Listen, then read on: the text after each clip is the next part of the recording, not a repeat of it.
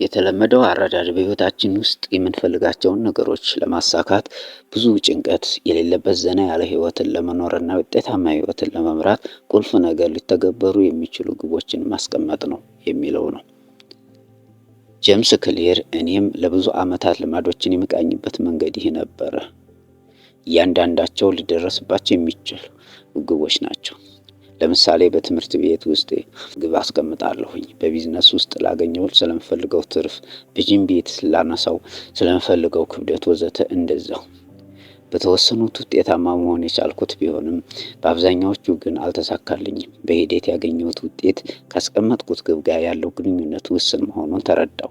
ከዚህ ይልቅ ያመጣኋቸውን ውጤቶች ጨምሮ ሁሉም ነገሮች ቀጥተኛ ግንኙነት ያላቸው ከሂደት ጋር እንደሆነ አወቅኩኝ። በስርዓታዊ ሂደት እና በግቦች መካከል ያለው ልዩነት ምንድን ነው? ይህንን ልዩነት ለመጀመሪያ ጊዜ የተማርኩት አዳምስ ነው። ግቦች ልታሳካቸው የምትፈልጋቸው ውጤቶች ናቸው። ስርዓታዊ ሂደቱ ግን ወደዚህ ውጤት የሚመራ ሂደት ነው። ለምሳሌ አሰልጣኝ ከሆንክ ምናልባት ግብህ ውድድሩን ማሸነፍ ሊሆን ይችላል። ሂደቱ ደግሞ ተጫዋቾችን የምትመለምልበት መንገድ፣ ልምድ የምትሰራበት መንገድ፣ ምክትል አሰልጣኝህን የምትጠቀምበት መንገድ ወዘተ ናቸው። ስራ ፈጣሪ ከሆንክ ግብህ ባለብዙ ሚሊዮነር ዶላር ቢዝነስ መገንባት ሊሆን ይችላል። የምርትን ሀሳቦች የምትፈትንበት መንገድ፣ ሰራተኞችን የምትቀጥርበት ሁኔታ፣ የማርኬቲንግ ስራውን የምትመራበት መንገድ ወዘተ ደግሞ የሂደቱ አካላት ናቸው። ሙዚቀኛ ከሆንክ ደግሞ ግብህ አዲስ ሙዚቃ መስራት ሊሆን ይችላል። የምትሰራቸው ልምዶች ብዛት፣ አስተያየቶችና ምክሮችን ተቀብለህ የምትተገብርበት ሁኔታ ወዘተ ሂደቶች ናቸው። አንድ ጥያቄ ደግሞ እናነሳለን።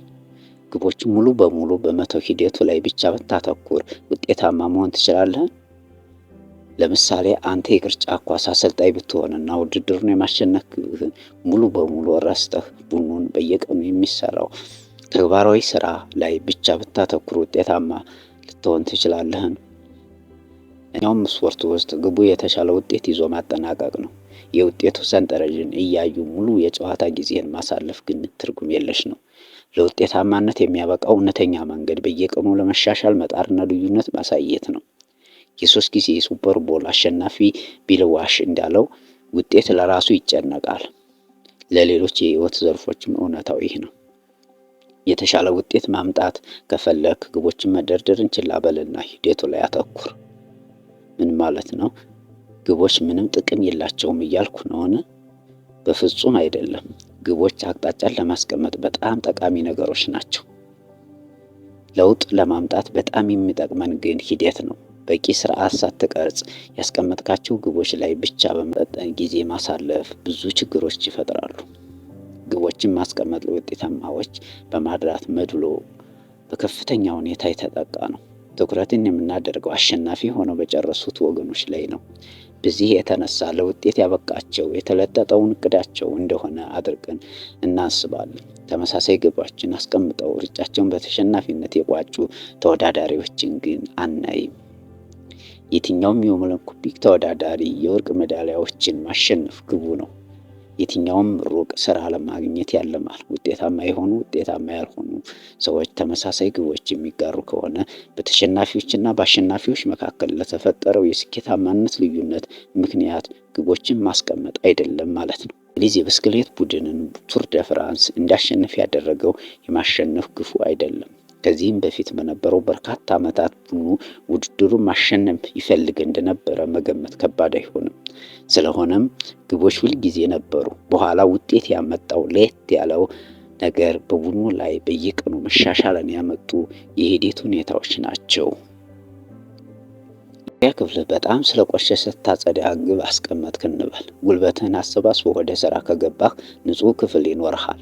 በዚያች ቅጽበት ይሁን እንጂ አስቀድሞ ቆሻሻ ክፍል እንዲኖርህ ወዳደረገው ባህሪህ የምትመለስ ከሆነ ክፍልህ እንደገና ይቆሽሻል። እንደገና ለማጽዳት ሌላ ብርታት መፈለግ ይኖርብሃል። ሂደቱን ባለመቀየርህ ምክንያት በተለያየ ጊዜ ተመሳሳይ ውጤት ስታባርር ትኖራለህ ማለት ነው። ምክንያቱም ሳያስወግዱ ምልክቶቹን ብቻ እንደማከም ነውና። ግብን ማሳካት ህይወትን የሚቀይረው ለቅጽበታት ብቻ ነው። ይህ ስለ መሻሻል ያለ የስሜት ግብረ መልስ ነው። ውጤቶቻችን ማሻሻል እንደምንፈልግ እናስባለን። ችግሮቻችን ግን ውጤቶቻችን አይደሉም። መቀየር ያለበት ሂደቱና ስርዓቱ ነው። ምክንያቱም ችግሩን የሚፈጥሩት እነዚህ ነገሮች ናቸው። በውጤት ደረጃ ችግሮችን ብትቀርፍ የምትችለው በጊዜያዊነት ብቻ ነው። ቀጣይነት ያለው ጥሩ ለውጥ ለማምጣት ከፈለክ ችግሮችን በሂደት መረዳት መፍታት አለብህ። ግብአቶችን ካክል ውጤቶች ራሳቸውን ያስተካክላሉ። ከየትኛውም ግብ ጀርባ ያለው ድብቅ ስሌት አንድ ጊዜ ግቤን ካሳካው ደስተኛ ሆናለሁ የሚል ነው። ግቦችን የማስቀደም አስተሳሰብ መሰረታዊ ችግር ሌላ ግብ እስክታሳካ ድረስ ደስታን አሽገህ እንድታስቀምጥ የሚያደርግ መሆኑ ነው። በዚህ ወጥመድ ብዙ ጊዜ ተነድፌያለሁ። ለዓመታት ደስታ ማለት ለእኔ ወደፊት የማጣጥመውና ገና ያልመጣ በረከት ነበረ። ከዚህ ውጭም ግቦች ወይም ግጭት ይፈጥራሉ። ወይ ግቦችህ ታሳካለህ እና ውጤታማ ትሆናለህ፣ ወይም ደግሞ ግቦችን ማሳካት ያቅትህና በመከፋት ውስጥ ትኖራለህ።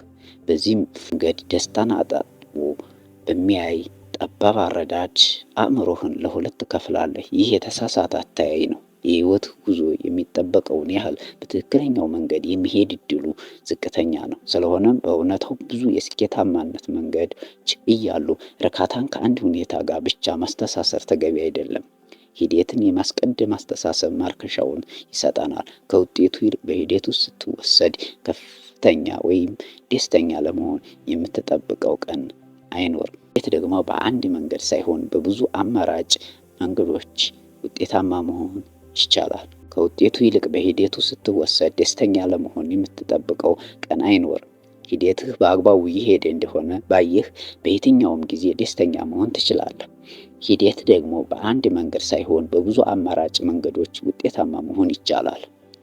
ግቦችን የማስቀደም አስተሳሰብ ያሳክቻለሁ ስሜት ይፈጥራል። ብዙ ሯጮች ለወራት ጠንክረው ይሰራሉ። ልክ ድል አድርገው ከገቡ በኋላ ግን ልምምድ መስራት ያቆማሉ። ከዚህ በኋላ ውድድሩ ሊያነሳሳቸው አይችልም። ድካምህ ሁሉ አንድ ግብ ያማተረ ከሆነ እሱን ካሳካ በኋላ ሊያነሳሳህ የሚችል ምን ቀሪ ነገር ይኖራል? ለዚህ ነው ብዙ ሰዎች ግባቸውን ካሳኩ በኋላ ወደ ቀደመ መጥፎ ልማዶቻቸው ሲመለሱ የምናየው። ግብን የማስቀመጥ ጥቅሙ ውድድርን ለማሸነፍ ነው። ሂደትን የመገንባት ጥቅም ግን ጨዋታውን እየተጫወቱ ለመቀጠል ነው። እውነተኛ የረዥም ጊዜ ሀሳብ ግቦች ላይ የተመሰረተ አይደለም። ሂደት ማቆሚያ ስለሌላቸው መሻሻሎችና ቀጣይነት ስላላቸው ማሻሻያዎች ነው። እድገትህን የሚወስነው ዋናው ነገርም ያንተ ቁርጠኝነት ነው።